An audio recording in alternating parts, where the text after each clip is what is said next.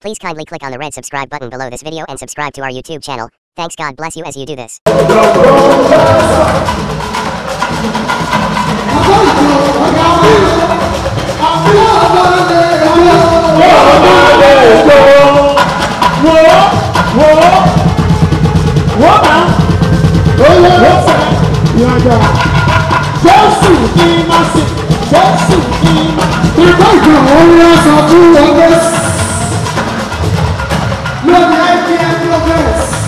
So when you see me dance, I dance like a winner.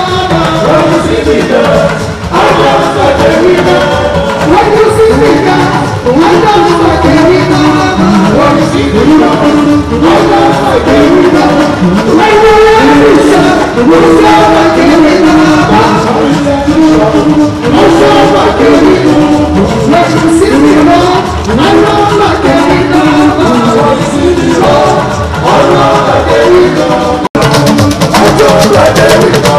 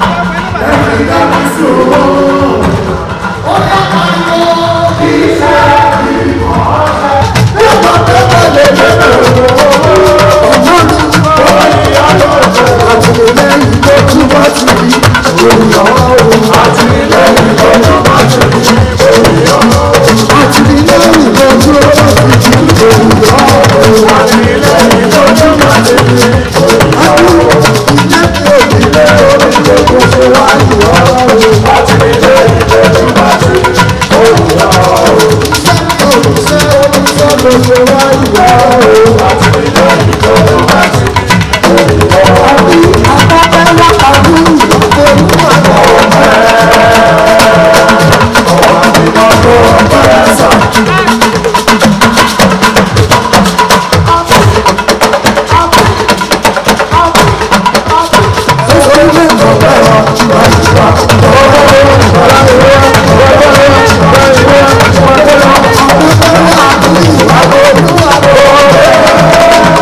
Thank you so much for watching our videos. And importantly, you need to subscribe because we drop videos almost every day. And how to subscribe? There's a circle here written Gwa TV. Click on it, you see a subscribe button. Click on the subscribe button. That's all. And if you have a big show coming up, any event, you can call us.